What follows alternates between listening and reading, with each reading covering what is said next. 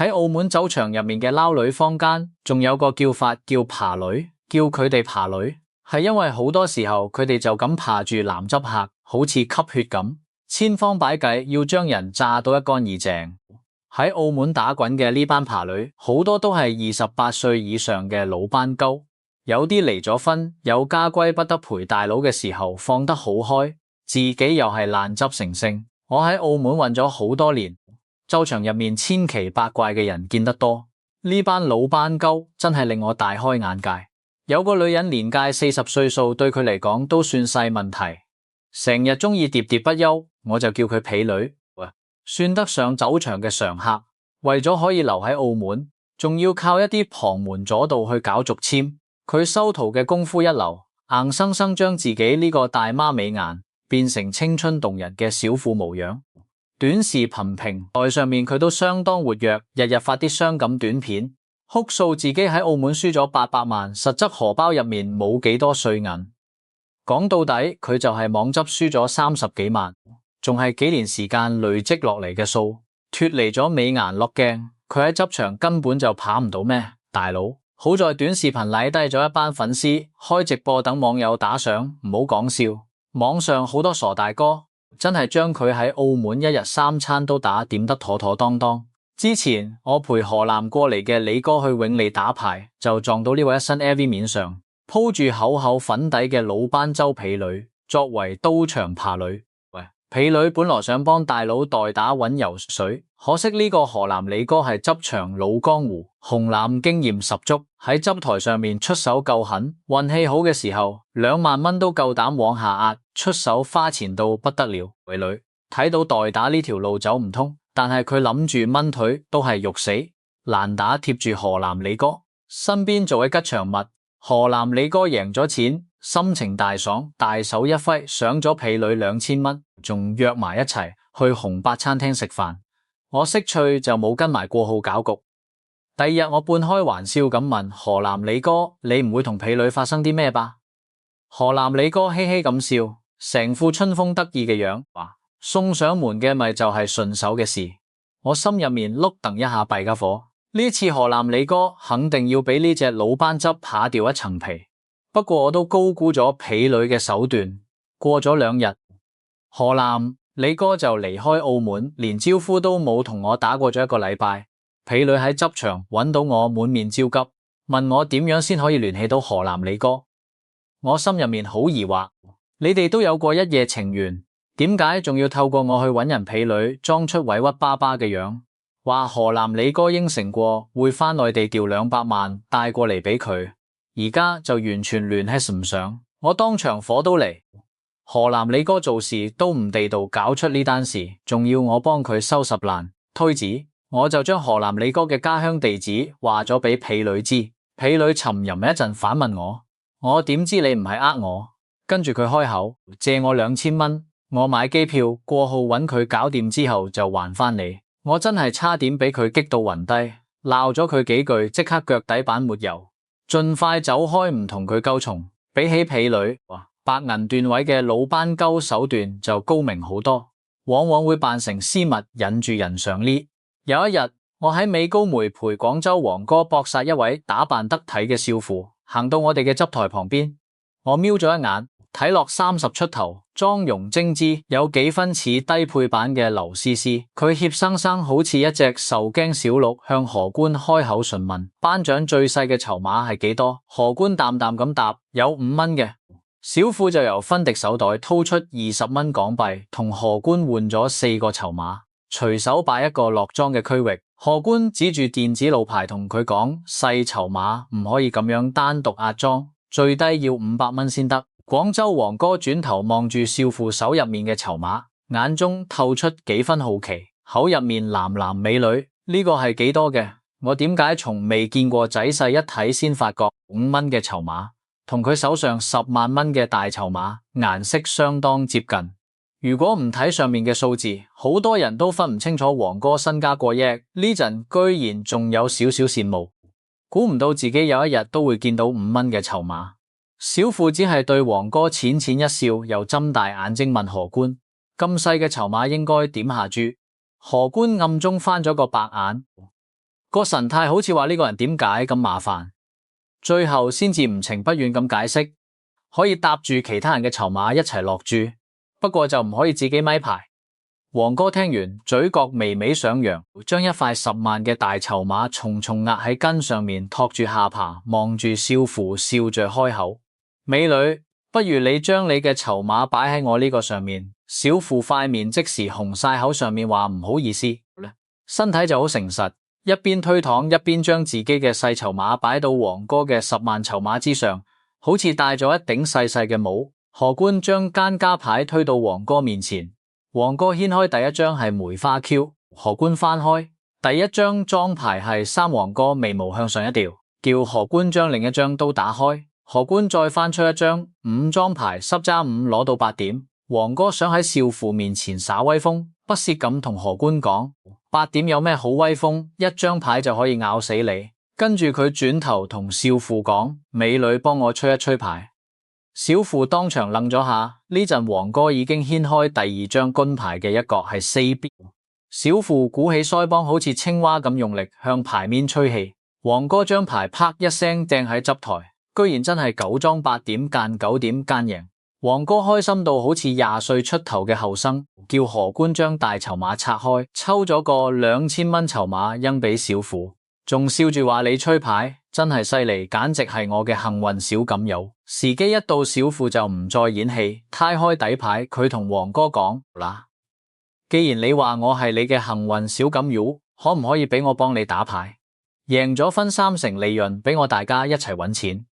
講完，佢仲搖住黃哥嘅手臂，終於露出狐狸尾巴，開口就要3成分紅。我心入面鬧，原來就係個扒女。我忍不住鬧佢一句：死女，你當搶錢啊，行開啦！少婦即刻扮到無辜，話你呢個人有冇素質？大家都係斯文人。講完又將目光投向黃哥，我正想叫保安過嚟，黃哥就按住我隻手向我搖搖頭，叫我唔好搞事。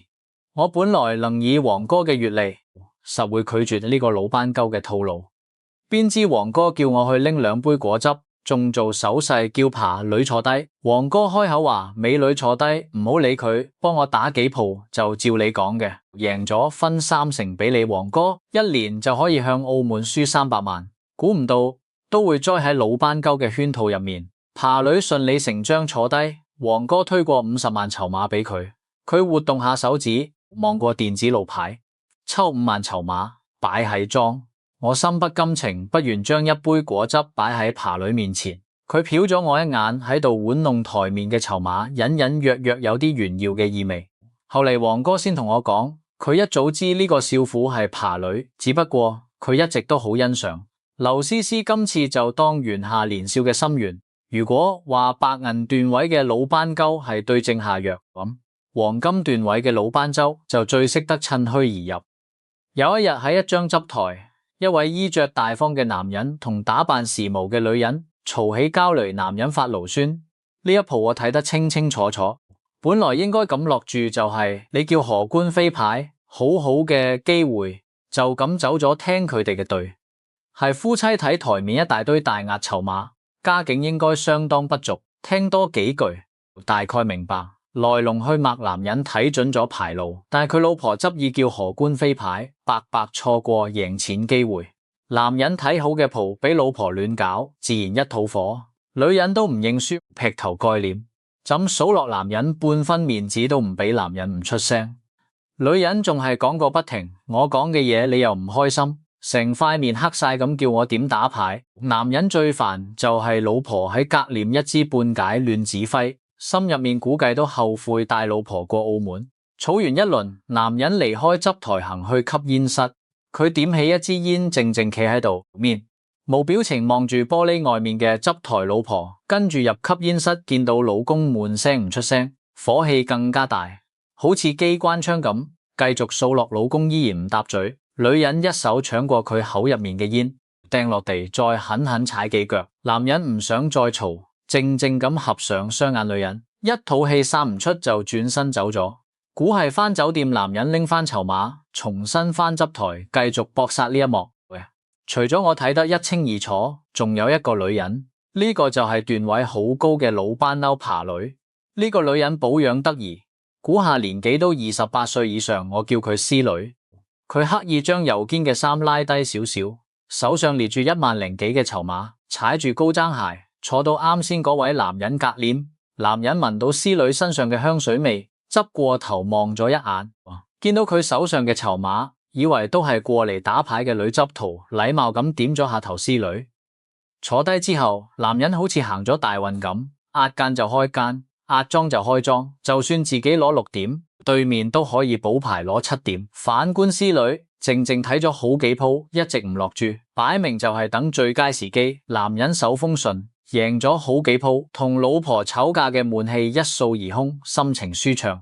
主動同格冧嘅師女答話：美女，點解唔落注玩2手？師女捉住機會擺出一臉崇拜嘅神情，同男人講：哎呀，哥哥你打牌實在太犀利，睇住你打，我都唔記得自己落注，可唔可以教我2手？一邊係句句針鋒相對嘅老婆，一邊係溫柔體貼滿眼仰慕自己嘅女人，換轉係邊個男人都知邊個更加舒服。男人話：妹妹你太過獎，只係運氣好啫，你信得過我就跟住我落注得噶啦。男人呢陣心花怒放，邊個唔中意被人捧到上天？師女望住男人面前接近80萬嘅籌碼，深知捨不得孩子套唔到狼嘅道理。男人壓咩，佢就跟住壓5000籌碼買牌嘅時候，師女刻意靠埋過號肩膀，撐住男人製造曖昧氣氛，仲幫住男人大聲嗌頂頂頂。最後開牌6點對7點輸咗。呢一鋪男人之前贏咗唔閃輸一鋪，冇傷大雅，冇放在心上。但係呢5000蚊對師女嚟講已經相當於1-2日嘅收入啦。荷官將籌碼收走之後，師女發出低沉嘅聲響，好正低頭望住佢。師女順勢捉住男人手臂，雙眼水汪汪，仲雞呢出少少眼淚，話我今日輸得好慘。女人嘅眼淚好多時候都係對付男人嘅利器。呢個男人唔係鐵石心腸，見佢咁委屈心，就軟咗猶豫一陣，之後遞咗個1萬蚊嘅籌碼俾師女，開口話：美女唔好難過，都係阿哥唔好累到你跟住輸錢。呢啲籌碼你攞住多嘅就當打賞。我喺隔簾睇到真想衝出去，叫男人唔好俾話佢係演戲嘅騙子，叫保安趕佢走。但我唔敢咁做，呢女扒女唔會單獨行事，背後一般都有團隊。一旦搞砸，出咗燈場門口，話唔定就會俾人拉上麵包車拉去海邊，到時就有苦自己知。男人將1萬籌碼交俾老班周，師女仲繼續扮出傷心嘅模樣。男人又出聲安慰：妹妹唔好喊，繼續跟住我打，輸咗算我嘅，贏咗就歸你。師女即刻收住眼淚，歡喜咁講：真係噶，多謝哥哥，你真係好人。呢個老班鳩就咁輕輕鬆鬆上演一出空手套白狼，就算係我呢個老澳門都試過中咗亨金斷位老班鳩嘅圈套。嗰陣我仲有30萬本金，喺威尼斯林連續黑18鋪，壓莊就開間，壓間就開莊。我攞到6點，對手補牌就攞7點，我攞到8點，以為穩贏對手，又開出9點，好不容易自己攞9點，荷官雙手一梯，莊9爭9和局，籌碼眼睇住越變越少，我越打越急躁。呢陣一個樣生得甜美嘅貴婦坐到我隔臉，五官精緻，着住粉色超短裙，襯得一雙腿又白又幼。我叫佢啲女，如果唔係手風衰到貼地，我可能仲會多望幾眼。胡思亂想一番，啲女就咁靜靜坐喺側邊睇住我打牌，唔出聲，連招呼都唔打。我冇心機去估佢嘅來意，睇下手上面剩低10萬籌碼，就起身想揾一副好牌路。好鬼死巧，我起身，啲女亦都跟住起身，靜靜跟喺我身後。我當時全副心思就係想回本，完全冇察覺。我揾到一副睇落唔錯嘅執台，坐低壓3萬買莊。點知即刻輸，我又轉另一張台5萬壓跟，結果莊贏，手上剩翻最後2萬籌碼，我都哭笑不得。壓咩輸咩，連續黑12鋪難度，真係天要亡我。一直跟住我嘅啲女終於出手，行到我面前，攤開雙手，2隻手擱住10萬籌碼，合共20萬。衰哥需唔需要幫手？佢講得直截了當，佢知道我而家最缺嘅就係呢啲籌碼。